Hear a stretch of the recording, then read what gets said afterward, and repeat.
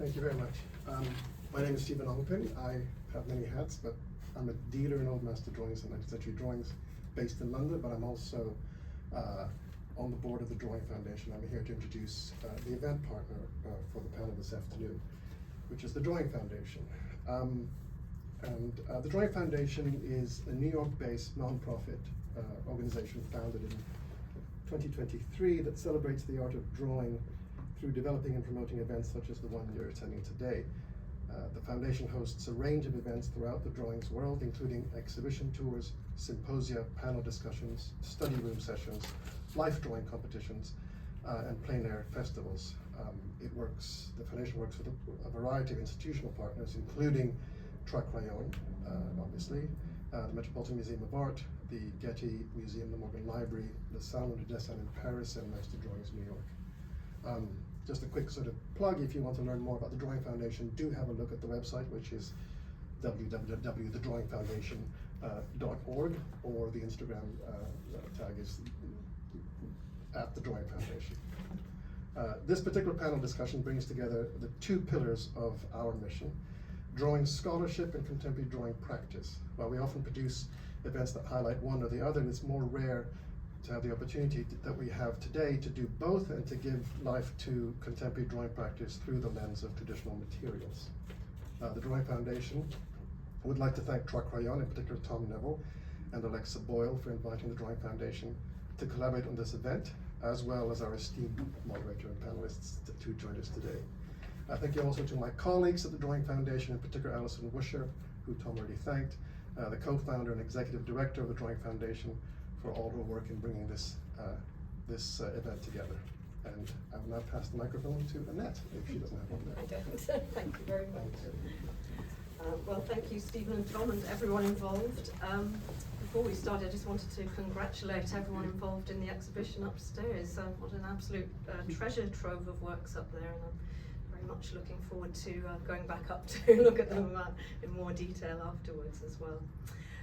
So the subject of today's event is timeless materials. So the idea that there's this great universality and timelessness about drawing, and that whether you were drawing with a stick in the sand or a piece of charcoal on a piece of paper, it's the same sort of process as it was hundreds of years ago as it is today, despite the fact that we're all on so many screens and AI is taking over the world.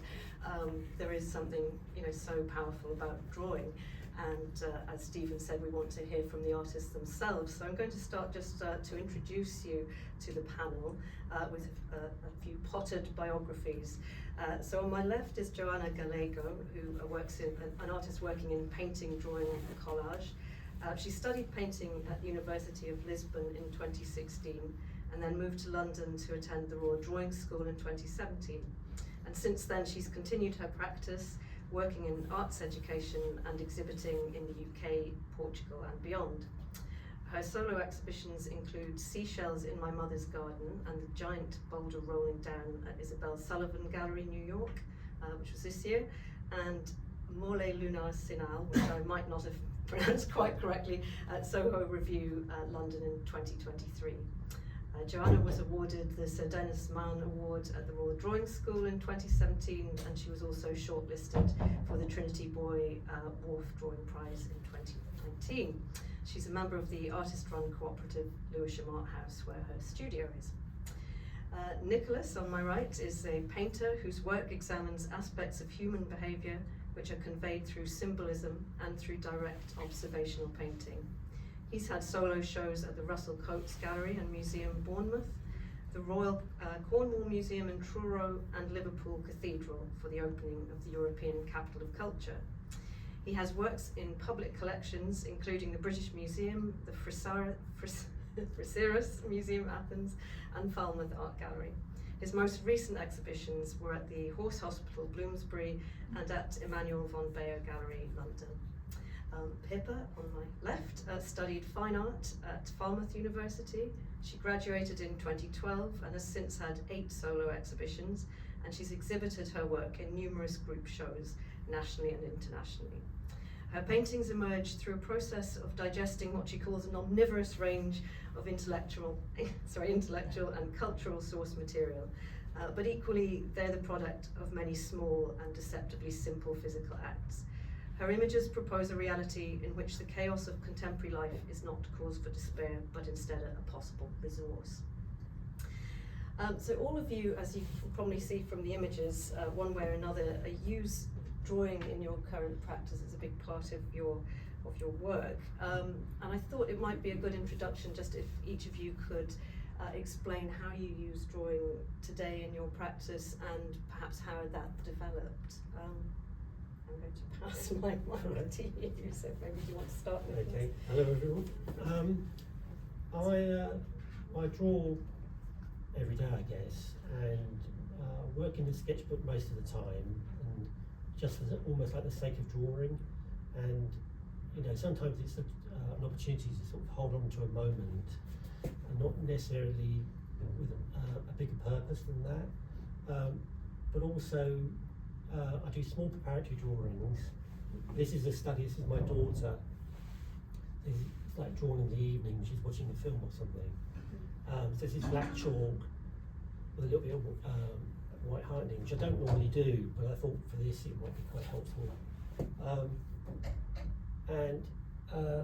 But for my paintings, is it a slide of the painting?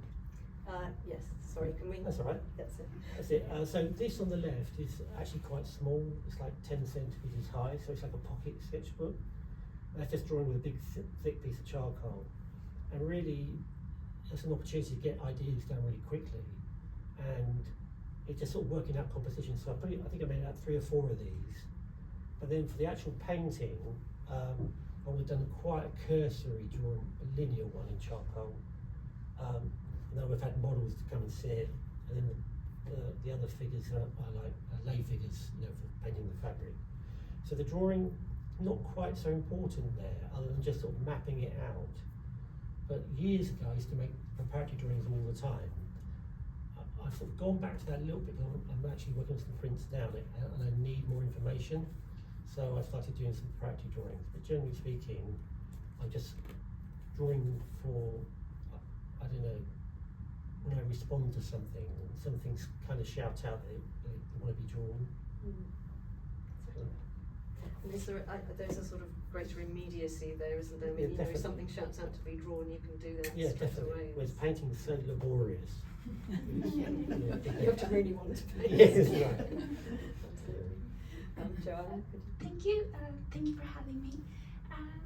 I think that I can trace back my relationship with drawing to my childhood, really, and I associate it a lot with the possibility and the immediacy of getting what I'm feeling or what I'm thinking out with just the simplest of tools to something I can grab from the most random places, and just grab a pencil or a piece of charcoal and try to let it out, no matter what the scale is. Just what is it that I'm feeling, and how could I portray that? Because to me, drawing or painting, I really like to take them as a means of communicating with others and connecting with others. So drawing is very, very important to me. It's at the center of everything I do, because the immediacy and I think also the simplicity of it is what allows me to really dive deep into maybe the intention, not so much the message, but the intention behind something, and then hopefully from there I can explore in painting or other mediums. But that's something that takes quite a long time, as we said. So drawing is the key beginning of all of that. So I hope that answers. Very much so. Yes, Thank you. And Pippa? Hello, nice to be here. I think drawing is really pretty fundamental to my practice, and I use it in lots of different ways. Often it's sort of it's to kind of get ideas out, so ideas will be in my head, and somehow getting them from my brain to the paper, the length of my arm, it seems to kind of become more concrete. And so I will use drawings to get ideas out and park them. And this is actually an example of when I'm painting, rather like Nicholas, my painting is incredibly laborious, and I have to plan them in advance because I need to do certain things on lower layers in order to achieve the effects that I want to achieve on the upper layer. And sometimes you have an idea when you're painting, and you think, perhaps I should try it here. No, that's going to ruin it. I'll just park it on this little postcard. So I made, every time I had an idea, I would park it on a postcard, and then it became a repository of images that I could refer to when I perhaps got stuck, and that would, give me something to look at. But drawing is also the very base layer of my paintings. I tend to work on panels, and as I say, I work in layers, and before I even get to the grisaille layer, the sort of monochrome layer, I actually grid up the panel and draw it in quite detail in pencil. So yes, all the way through. And do all of you produce what you would consider finished works, which are also drawings, or for any of you, would you say that drawing stays at the preparatory stage? I don't do finished drawings for the sake of it. No, I don't like that the study earlier. I do tend to see them as studies, and in fact, I think that the purpose of the drawing determines what materials you're going to use. And quite often, I will draw something, and I'll be emphasising contour, and sometimes it's enough, and start to render it and everything else sometimes doesn't actually add any more for its purpose. So, and sometimes I get caught out there, because then I use the drawing later on as a reference, and then think, oh, I should have put more work into that. There's not enough information, and then I have to ask the model to come back or something. And so I don't actually set out to do a finished drawing ever. And I think sometimes, and also when I do have models come to the studio, it's usually a 2-hour session, and sort of make a number of drawings, or even sometimes 1 or 2, and then there might be like 10 minutes left, and so there's I haven't got much time, so you have to work quite quickly. And quite often they're the ones I prefer. They're always a bit more intuitive perhaps. It's the spontaneity. Yeah, exactly, and also you can get very. When you see some of the drawings upstairs, you can. What's great about them? Some are so sort of freeing that the artist is not being self-conscious about what he's doing, and I think that that comes across. Which painting can mask that, whereas drawings, the artist is very exposed, very vulnerable, and you can really see if they're hesitant in their line or they're very assured. And in fact, I've just been to the Watto show, and I saw the Karachis yesterday at the Cartoons International Gallery. Yes. But looking upstairs, there's not a lot of pentimenti in them. Pentimento, they are really assured, so many of them. And I think, yeah, I know. Yeah, no, they're impressive. But sorry, Pippa and Joana, did you have any comments on that idea of drawings as finished pieces? I would just like to note that it's very interesting for me to hear Nicholas, because I would say that this idea of finished is maybe it's on the artist's mind, but also on the viewer's mind. And certainly I as a viewer enjoy so many studies as finished and perfect pieces of art that I can really connect with and resonate with. So I don't have any I don't have an answer to this concept of finishing something, but it does make me wonder how to define and who defines what's finished, and that's the eternal question. That's a huge question. We might come to some of those in a while.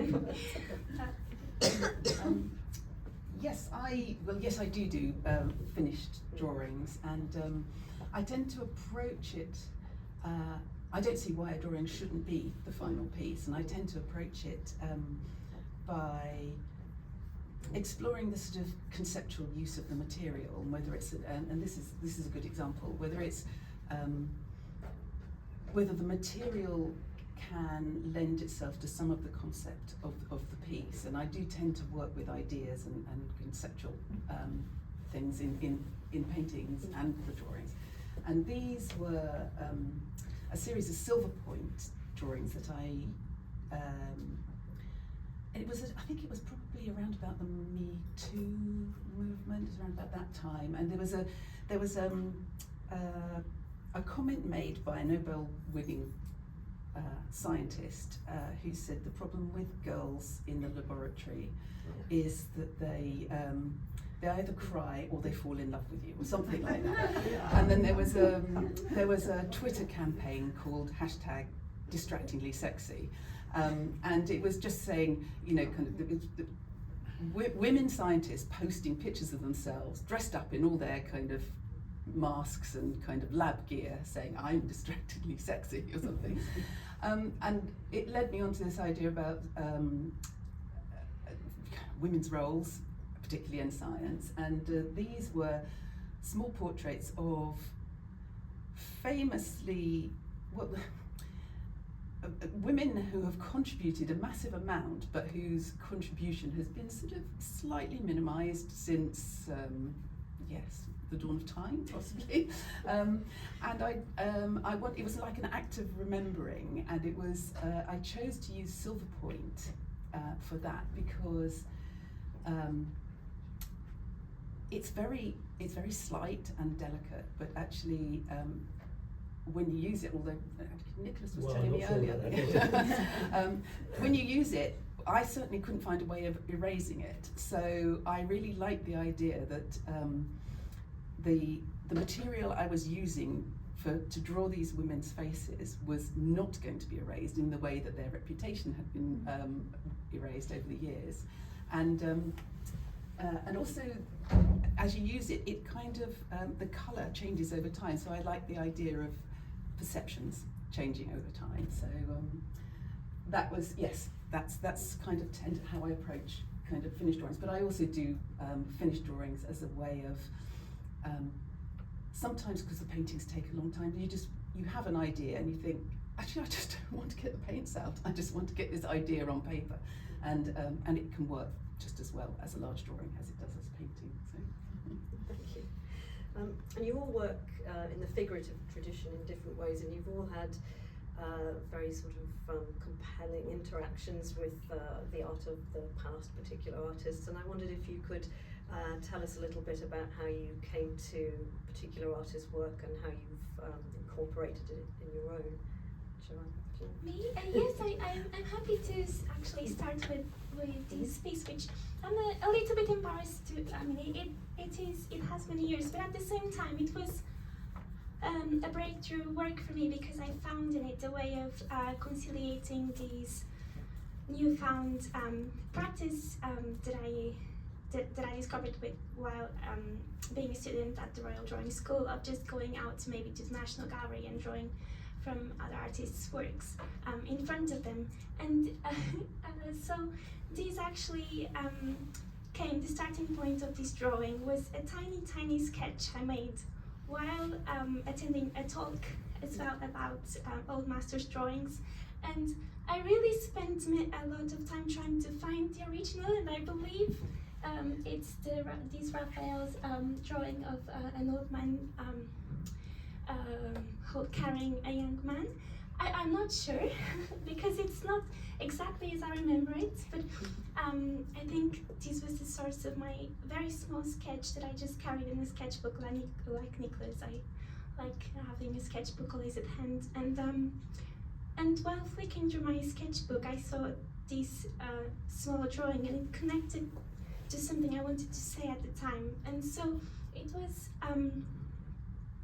a breakthrough work for me because I found also through drawing and through collage a way of mixing all of the references that were external to me but also my own inner world, and that's why I brought that piece to the talk today, because I think that it really connects in my work to this approach to looking at other, learning from others, and then also assessing what I want to express. So yes. Interesting to see the drawing that was the sort of inspiration, but then how different it is in your own work. And you know, that's what's so interesting about the interaction, isn't it? That, you know, you're not just copying something, you're looking at it and studying it, and then letting your imagination, you know, sort of work on that and create something new altogether. Yes, on that note, I think it's the process that I had this small sketch on so it is a process that actually took different levels of alteration and coping, and I think through that I assessed something personal. Yes. Right. Hold the mic.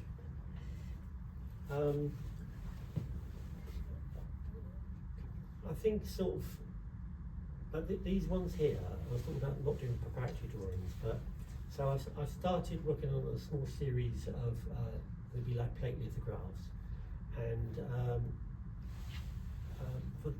it's quite involved. I haven't done printmaking for a long time. My brother's is an artist and a master printmaker, and so I've got no excuses really. But I started working on a new series under the sort of working title of The Anxieties, and so I'm doing, you know, the war, death, AI, climate, and these are for.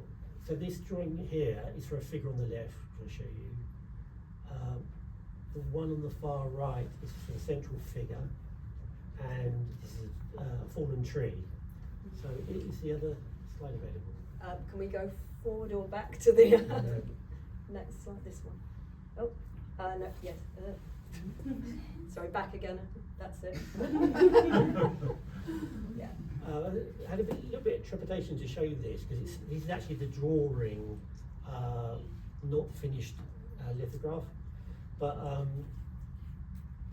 looking at the old masters, it works in different ways. One is how it informs you. It sort of gives you a charge, really. It does for me, in how you want to sort of try to forward your own drawing. But also, the images get in your head. And with this one, some time ago, years ago, I made some paintings where I had this idea of introducing sort of familiar motifs within the work, so that when you came to a work, you felt kind of familiar and comfortable. So the central figure I took from Rembrandt's Jupiter and Antiope,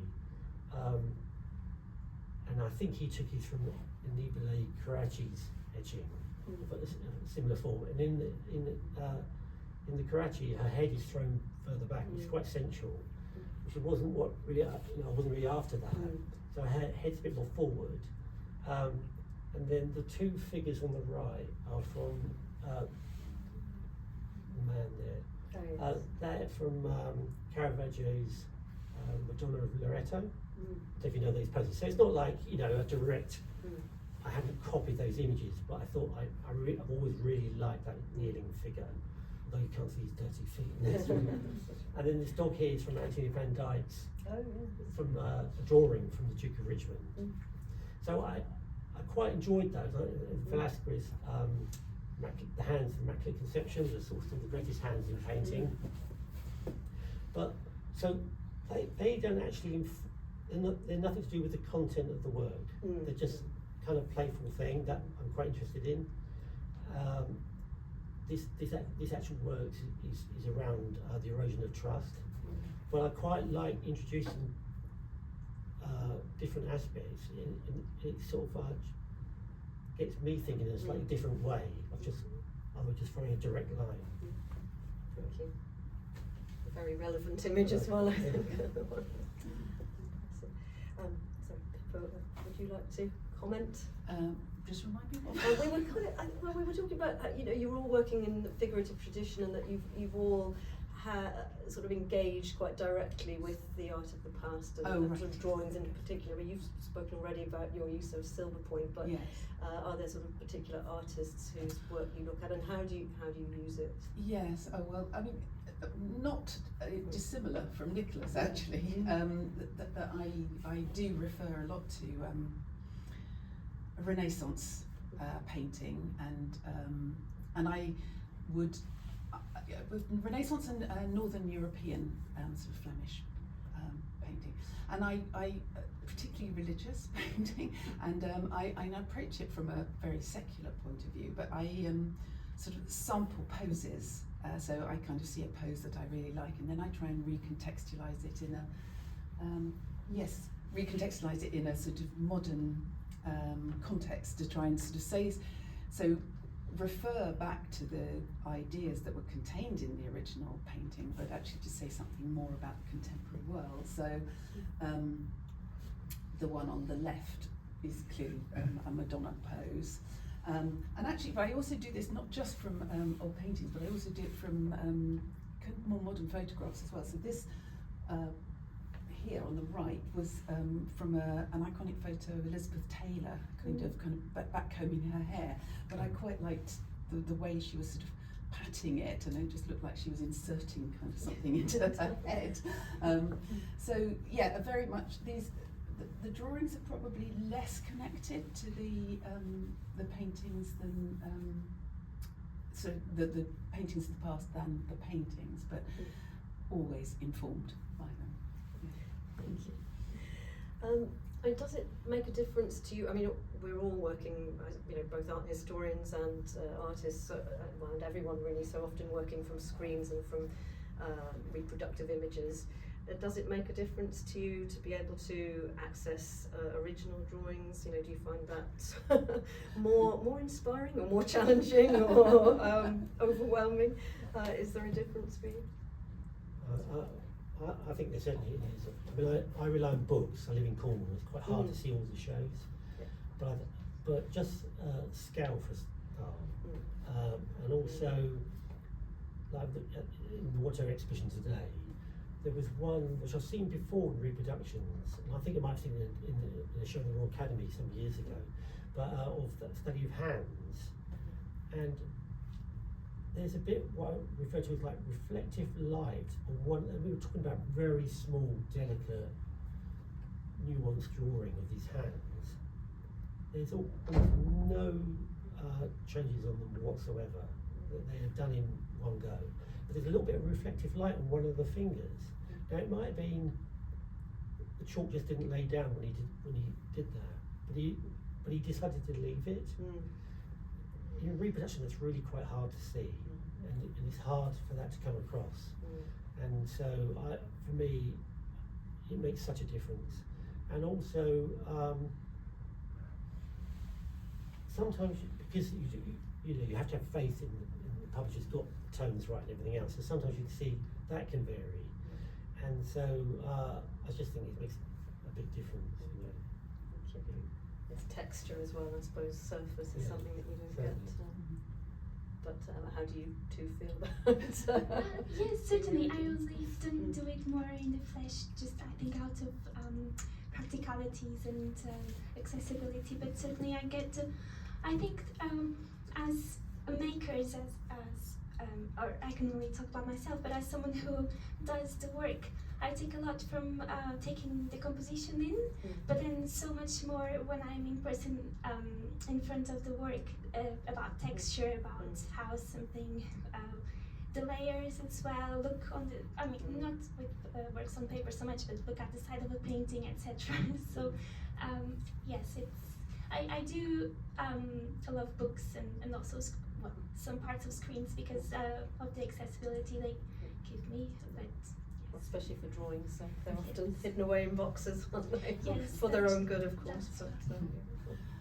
Yes, like Nicholas, I'm in Cornwall, but even further away than Nicholas is, I think. And so I have to come to London to see the exhibitions, and actually I have to say upstairs is a joy. It's just the drawings up there are just so beautiful, and I'm completely engaged by them, and it makes an enormous difference. You just cannot, scale is just the sort of even the most basic thing, but it's just when you see them on your screen and everybody is looking at them on their kind of phones, and it's just the homogeneity of it is, there's no sense of texture, there's no sense of sort of dimension, and so yes, I do remember when I was at university, I studying Bruegel painting, and I got the chance to go to Berlin, and I remember almost hyperventilating in front of it. It was just so exciting to see it.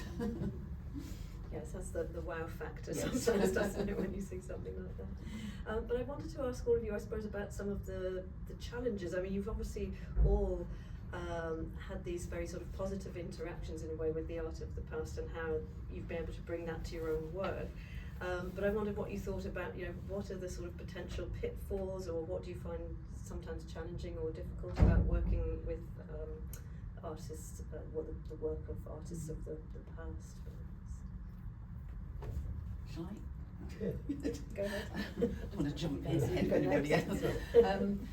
Yes, for me, I kind of, I have to, I love seeing them and I study them, but I have to be very careful that I don't steal things from them. And I kind of do that by taking a fragment, and then recontextualizing it with something else. So I think this is real, for me, because I think visually we're all sort of a bit, I'm speaking for myself, magpie-like, and so you kind of see something. I mean, when I was at university, I saw work that I admired, and I tried to copy it, and of course I did it very badly, and it was, it was a waste of my time. But actually, when you just pick little bits and then you mix them up, and you can then start to make it your own, and there's no danger of, for me, danger of pastiche. But some I've seen people kind of echo existing work, and actually there's something, even if it's close, there's something they put their own voice into it, and that's the important thing, I think. Well, no, not you. No, no, you. Sorry, I don't really have much to say. So Go on. please. No. All right. Okay. I think I think you're right. I think pastiche, particularly if you're a figurative painter, is a really easy trap to fall into. And but at the same time, you sometimes see things that work, and then you think, oh, I could utilize that in a certain way, and hopefully, as you say, make it your own. Yes. But I also think there's what I would call like a sincerity of mark making, where you're doing things. You could even say it's like a practical thing, but you're doing it because this will do this, and this will help you to convey what you're trying to express. And occasionally, I see some works by contemporary artists, and it sounds a little bit negative, but I sometimes see what I think are affectations, decorative marks that kind of suggest it's like a working sketch when it's truly not. And it's quite interesting that Trois Crayons do this attribution thing, real or fake, because sometimes you see that, and I don't know if that's because they're working with an eye on the market, but it exists, and so I think you can, because you love work so much, you sometimes, especially when you're younger, you want to emulate them, and somehow you've got to have that confidence eventually to go do your own thing, because you're never going to match them, as you say, and all those drawings really are like a gift to artists, I think, because you can get so much from them, and it's continually giving, and then you're discovering new works that or artists that you've never seen before, and but I do think it's something you have to be wary of. Well, part of what led me to ask about that was that there's a very nice quote on your website from the art critic William Packer saying, that your, paraphrasing him, that your work was very much embedded in the sort of early Baroque, but avoiding entirely anachronism and pastiche. So I think that applies to everyone involved. I thought that was a very nice a comment of his, and very apt. Yes, I suppose we were talking about pastiche and sort of different interactions with historical drawing, and how that sort of adds layers of depth and complexity to your work. Joanna, I don't think did you have any comment on that? Because I think we talked before about sort of trusting the process, and I think you just mentioned about sort of maturity, and I think, is that quite an important part of that sort of process, that when you first confront a historical artist's work, you might have a different sort of response to it than you do a little bit down the line, perhaps? I just feel like creating is quite, by essence, something vulnerable that requires some self-confidence, and I certainly have am full of self-doubt. So I'm sure everyone thinks it's a good thing. So when I certainly did many times work from works that I admire with the intention of just soaking in, just actually maybe bringing in to the world something that I really love, just by looking at it and trying to reproduce it. And certainly by lack of skill and other reasons or time or etc., I never ended up with a with a true copy. And so I would add to that I do maybe try not to get stuck in worrying too much about pastiche or not being genuine in my work, just because I am already, to be fair, it's something that I have to try to do, because most of the time I'm doubting myself a little bit already, so I have to kind of just go for it sometimes and see where the journey takes me, see where starting from a master's work, see where that journey takes me later on. Yes. Can I just comment? Self-doubt goes with the territory, I think. And if you are utterly confident about everything, your work is probably stale. So. Yeah. I think it's a useful tool. Something else I wanted to ask about was how much your training had any kind of impact on which artists of the past that you've looked at, and whether that was a sort of negative or a positive. Because sort of thinking back to art training before the kind of mid-20th century, I mean, there was such a focus on copying and looking back and all of that, and then, you know, it flipped the other way. So I wondered what your training experiences were and what the impact was there. Well, for me, I think I was actually fortunate in a number of ways. I had my parents encouraged me to draw all the time. They always buy me sketchbooks. And then I had an art teacher at secondary school who also encouraged me, and he gave me the keys to the art room at lunchtime and everything else. So I had the facilities, and that all really helps. And then I didn't do a degree, but I did two-year foundation course where we did printmaking and a bit of ceramics, I think. We didn't do painting, oddly, but we did do 2 years of life drawing, about, I can't remember, but maybe 3 times a week, 4 times a week, 2 hours, and we had this elderly tutor who taught traditional life drawing, so measuring the figure, trying to understand the form, drawing on point, you know, really with the end of the pencil. And when I met, before then, my mum had encouraged me to draw from life, to draw my relatives and things like that, but also I worked from photographs.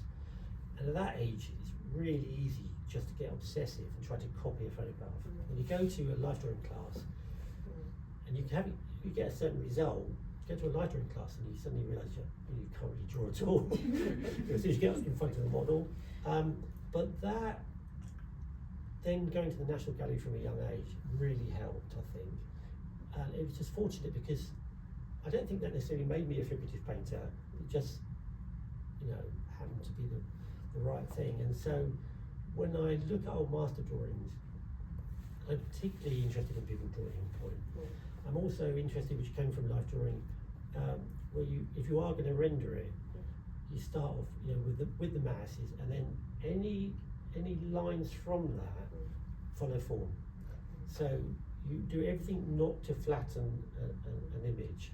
So it doesn't matter which direction those lines are going, you're following form. If you look upstairs, it's a generalisation, but most people are doing that. And I was looking the other day at, you know, there's a Rubens drawing of a blind man with his arms outstretched, and these things are not that evident, but there's a tiny little bit of this, and you can just see he's following the form. And then the line on top of the arm, his arms are like this. The line on top of the arm is lighter and thinner. There's no weight there, and the heaviness is on the bottom of the line.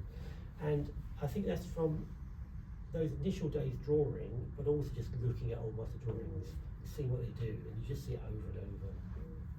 Yes, it's that sort of learned kind of facility. Yeah.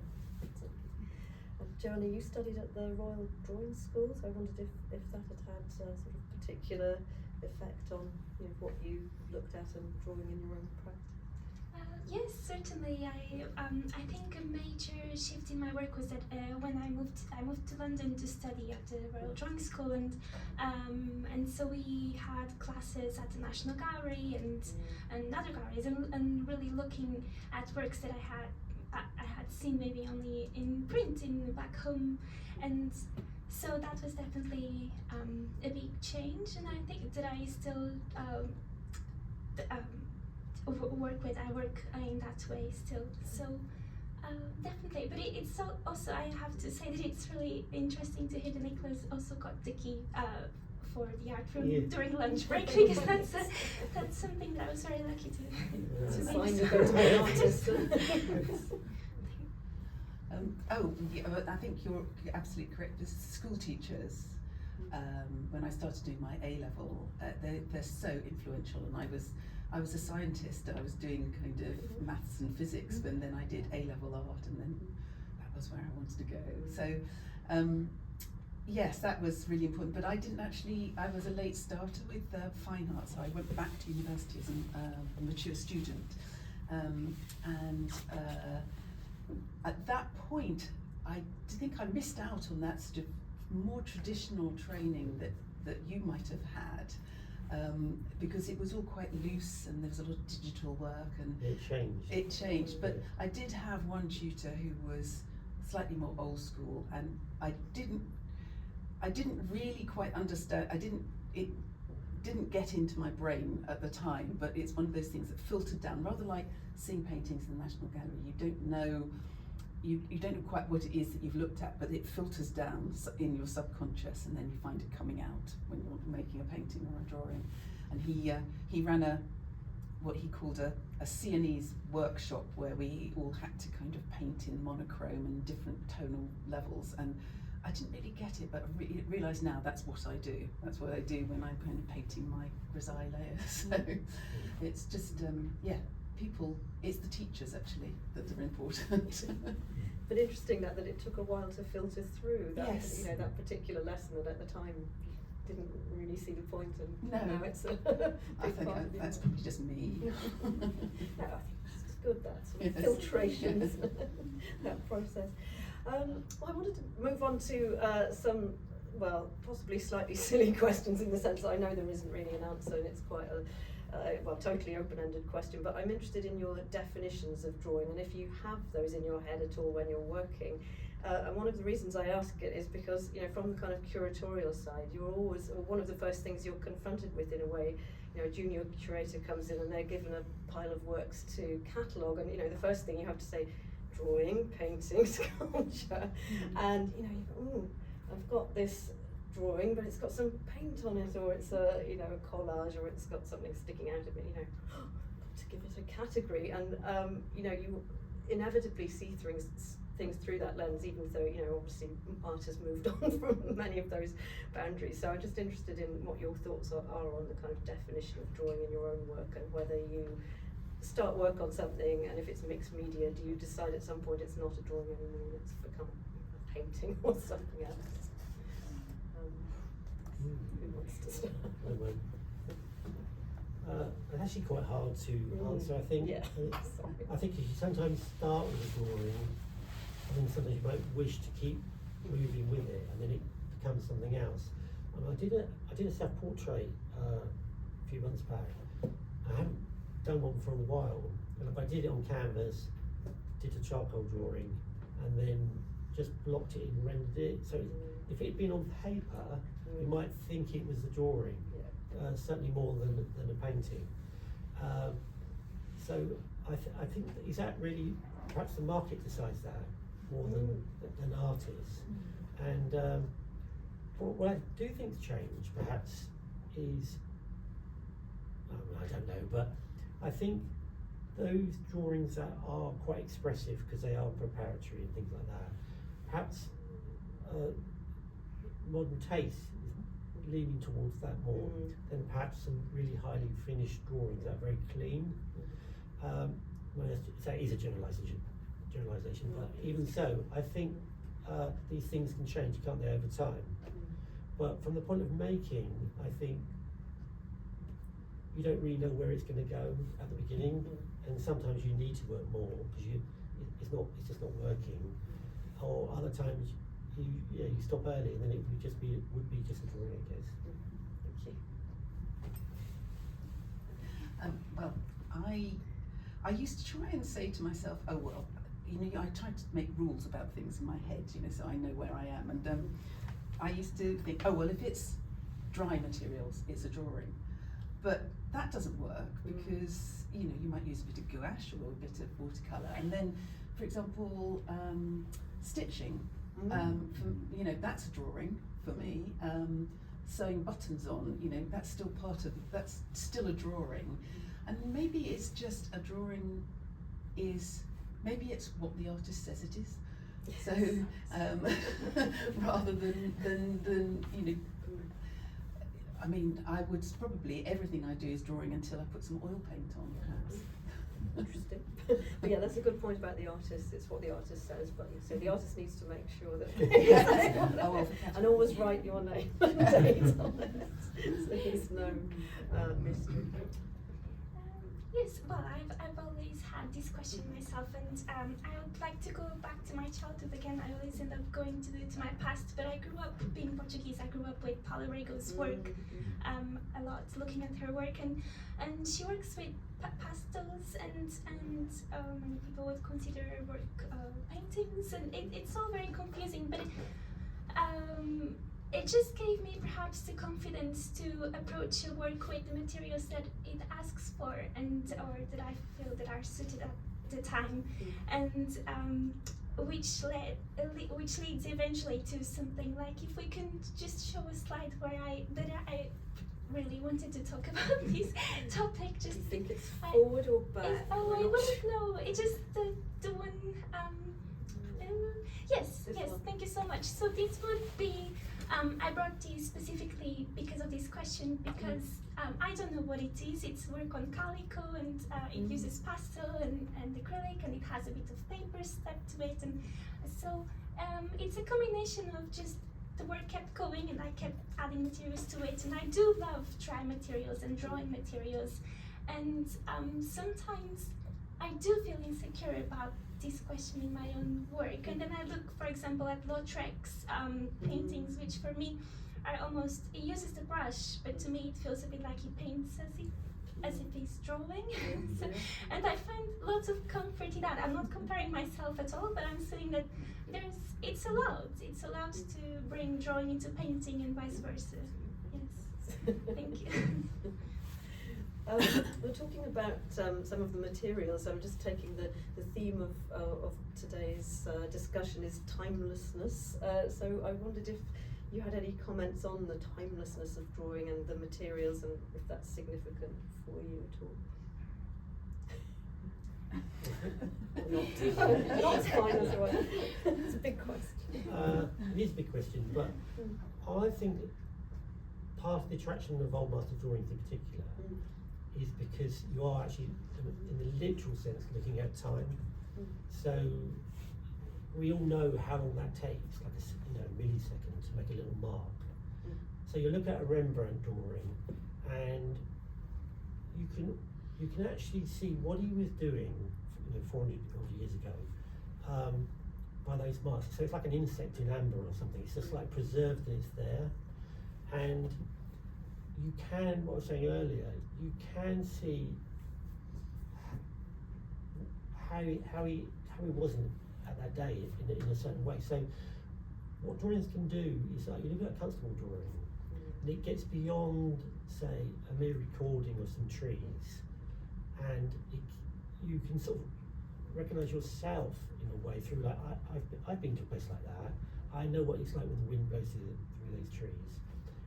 It's done in the most minimal way often, but it can say so much, and it's a pure and more direct way. And I think it's because that's like our handwriting. It's all, you know, we all have our own signature, our own way of writing. Drawing's exactly the same. And so I just feel there's something there. And the other thing is, if you look, when you're looking at old Gothic drawings, overall, there's three things going on there. They're working from life, they're working from the imagination, and sometimes they're translating or copying another work, and it's interwoven. And so they're bringing all these other things into it. So if you look at a Rembrandt, say, and he's painting his son or something, you're getting 100% Rembrandt because he's translating a three-dimensional object down to a flat surface, and you're seeing that encounter between him and the person in front of them, and I think there's something in that. It's a struggle to do because drawing's really about problem resolving, isn't it? It's like endless problems, but if during that process something happens, like when we see it in a drawing, it's so spare compared to a painting that maybe it speaks to us in a different way. Thank you. And you also mentioned imagination, which I think we haven't sort of touched on as much, the connection between drawing and imagination and ideas, and that is it Paul Clay or someone I think who said drawing is like taking a line for a walk, or a dog taking a walk, or something like that. But I was thinking of the Victor Hugo exhibition, which is just finishing at the Academy, but I mean that's so much about drawing being a sort of vehicle for expressing his imagination, and I just wondered if you had any thoughts about that, because we've talked a lot about sort of looking at other works or looking at other artist drawings or sort of observational drawing or factory drawing, but I suppose we haven't touched on imagination and atmosphere in a way, in the sense that you were talking about there too. Whether that resonates at all with any of you. May I? I just think that going back to simplicity again of tool, drawing allows me to access something, an inner world that I do relate to imagination, is the ability to, sorry that I'm closing my eyes, but this is literally what I do sometimes when I draw. I close my eyes and I just let myself go, and the fact that there's nothing else, there's no medium, no palette, it's just one simple tool. It allows me to have that inner conversation, which is very, very intimate and quiet as well. And of course there's a whole energy that comes with painting as well, which yes, drawing does allow me the quietness to go into that space inside my head. There's something very sort of contemplative about it. I mean, also in a sense life drawing, because of the way that you have to concentrate so much. I'd like to come back to the timelessness kind of part of it, but I would also refer back to the what is drawing, and actually I think it's about visual communication, and we all draw. I mean, all draw. So you draw a map to show somebody directions to get somewhere, or you doodle while you're on the phone, or a child will just draw a circle with some eyes and it's mummy or daddy. And I think we kind of get it knocked out of us at school a little bit, and I think we're all able to draw and do things, but we kind of, there seems to be rules that you have to do it properly and you have to make it look like what it's supposed to be. And to me, it is just about communicating something. Maybe. Absolutely. The imagination, sorry. It's the one with the painting, is it? It's all right, but yeah. no, the one with the painting. If we next keep one. going, I think it's. Doesn't matter. Yep. It's in there somewhere. But with imagination, I mean, that's a big part of making your work. But also, for me, that the painting on the right there. But so I had a model who came and posed over a long period for the central figure, then the mask behind, the two-faced mask at the back, I think it's quite bright in colours, that, but I made that in clay first, then I made a plaster cast of it, and then and then painted that, and then I had that as reference. Because if you're painting works like this where you're sort of pushing it a little bit, if you run too far with your imagination, it's no longer rooted in reality. So the still life was set up in the studio, and I painted and drew that. So I made drawings of all these various parts on the canvas, but and it really is trying to just root it and ground it, because sometimes if it's only your imagination, you can get into surrealism and other places. And what's interesting, going back to the old master drawings, is that fact you never quite know where the observation finishes and the imaginative realm begins. And there's a little bit of crossover, and also, of course, where people, they go and, I don't know, draw a tree stump or something, and then introduce it into a landscape. So you got this idyllic scene, and I think, I don't know, it's another fine line that you have to try to navigate. To navigate, yes. How much time have we got? Okay. Well, I think I've just skipped then to the last question, which again is a little bit silly. But I wanted to ask you, if somebody turned up at your door in a sort of dark cape, holding a big key, and they said, at midnight, this key will let you into any print room in the world, and you can go and get your favourite drawing, and you have to put it on your studio wall and live with it for the rest of time. What would you go and nab? That's an easy one for me. I'd have to have a Holbein drawing, one of his portrait drawings, and I don't know whether it actually exists or not, but the portrait drawing he must have done for the Anne of Cleves, which is just such a beautiful face, or alternatively, well, actually any of them. Any Holbein drawing, all of them. Sorry. Yeah, I love the precision of Holbein. Yeah. And also somehow or other, he maintains the humanity in them. They don't become cold, do they ever? There's a lot of character. Yeah, exactly. But so it's very difficult, because I'm very eclectic in my tastes, and I look at so many different artists. But I think I would probably go. There's a drawing by Michelangelo of I think it's a figure climbing out of a tomb, a male figure from behind, which was for the Last Judgment, and it sort of epitomises almost everything I love about drawing. And he's resting on his arms, and it's like you can see the weight going through his back. It's partly unfinished, and you can see this thing of lines following the contour of the body, and it's very much alive, yet it's very sort of monumental, so somehow, I don't know, it's kind of magical, really. Can't go wrong with them on No, it's safe territory. Beautiful. I'm lucky because I happen to, it was so hard to choose, but I think we have a slide with a few that I would select. Yes.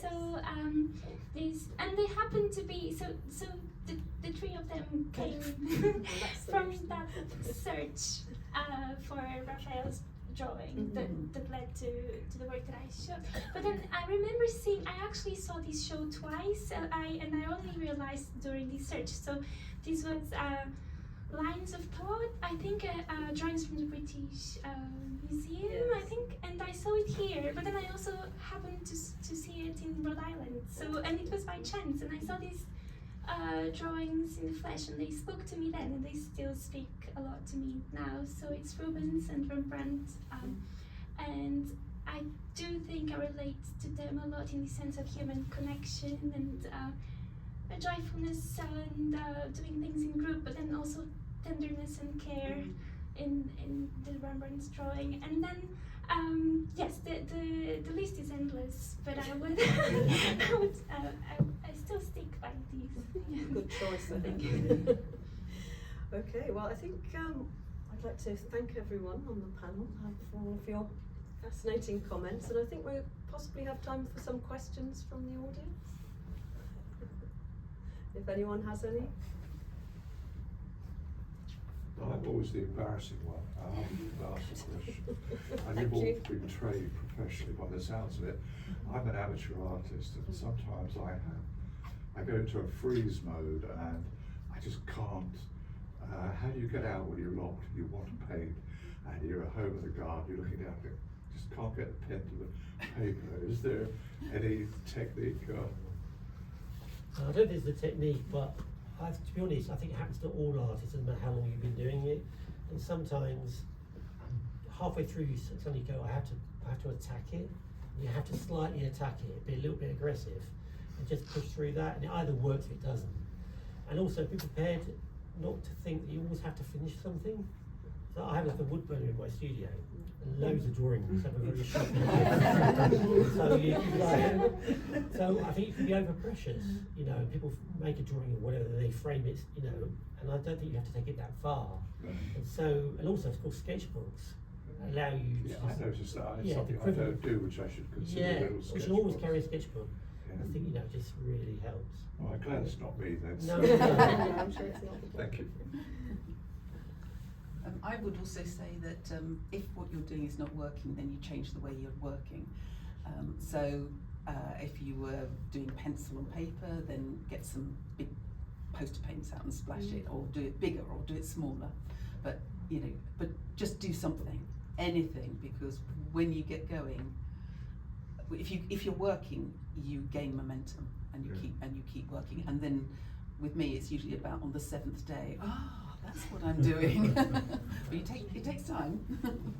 Thank you. On that note, may I add that actually working from others is something that has helped me in those moments. So when I got stuck, sometimes I would look at art history and just look for something that really spoke to me, and then have a conversation by copying, by trying to copy those works.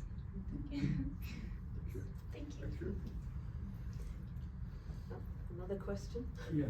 Hi, I'm a professional artist, and I find drawing is kind of an athletic exercise. The brain has to keep going all the time.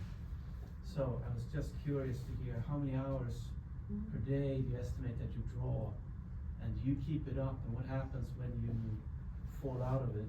Do you have a hard time coming back into it?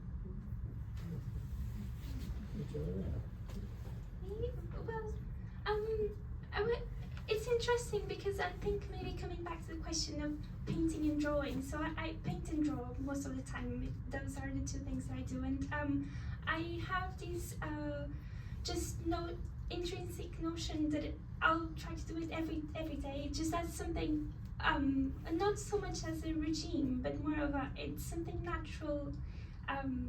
That sometimes doesn't happen. I've had days where I didn't draw and didn't paint, and those are also part of life. But I think I don't approach it with maybe anxiety. I don't think about it in terms of am I meeting up to some goal of a certain number of drawings or a certain number of hours. I try more to maybe focus on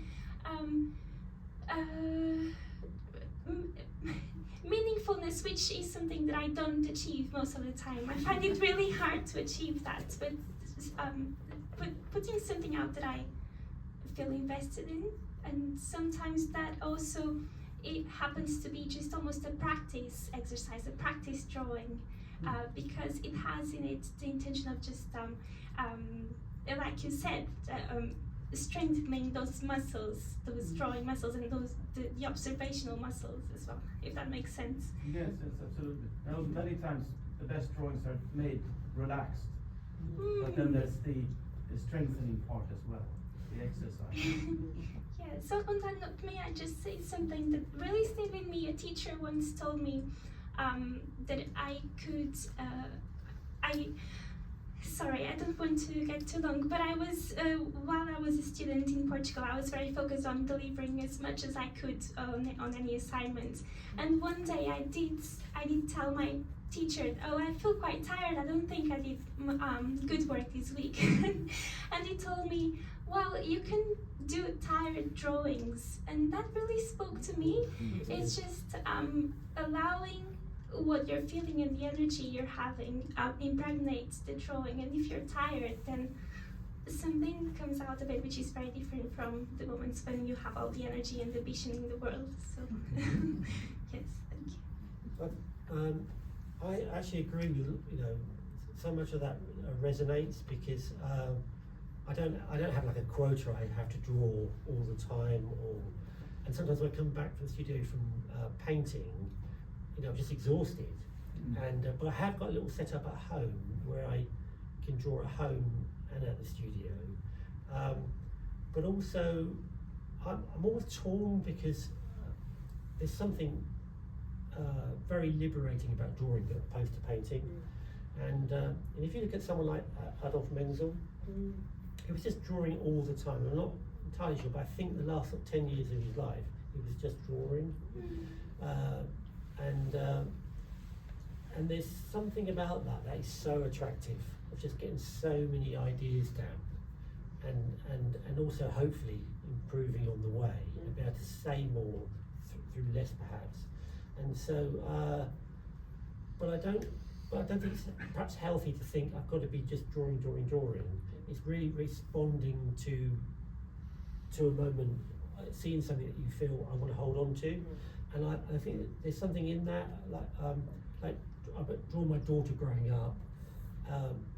After my mum died, I drew her hands, and it's a way of holding on to a moment that's, you know, precious. And when you look back on it, it's still there in a way. Does that make sense?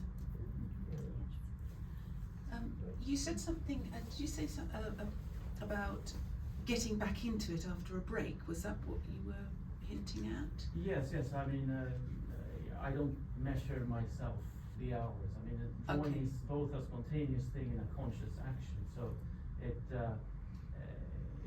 a double-edged sword, I think. And like I said, the best drawings sometimes are made when you're most relaxed, not when you're really trying to do something great. Well, yes, I think sometimes I come back to drawing after painting, and you know, you might not have done any drawing for ages, and you think, can I do this anymore? And then actually, because it's such a change and such a relief not to be doing the painting, that the drawing comes out really well. So I think that's you saying you're relaxed. You're really, yeah. You've got one more question? Yeah, one more. Oh. Yeah, I have a question for Nicholas, because I visited one time his studio, and I know his studio is quite dark. He works in not with daylight, but artificial light. And so, but you say that also you have your sketchbook which you draw at home. Is there any difference in your kind of feel for the drawing, the ones you do with daylight or with natural light, and the ones you do in the studio, which is a kind of like a cave-like man cave. So, how that has an influence on you or not really? No, I think it does actually. Obviously, when I work in the studio, Marcel knows I black out the studio, so I just have one light on the figure and a light on the area that I'm painting, and so the whole approach is very different. But when I'm drawing at home, I'm actually doing a lot of work just from the imagination, but also I'm drawing, you know, trees and going out in nature, and it's a contrast that's really valuable to me, to be able to get outside the studio, go and draw nature. And I think there is an effect on perhaps the way you're drawing, on the type of drawing that you need to do for different subjects. So, and I think maybe you're in a different place as well when you're drawing at night to when you're drawing in the day, even though seems like night in the studio. The chiaroscuro. That's right. All right, shall we wrap it up there? Wrap it up and bring it to a close, and thank you again to Joanna, Pippa and Nicholas. Thank you. Really fascinating.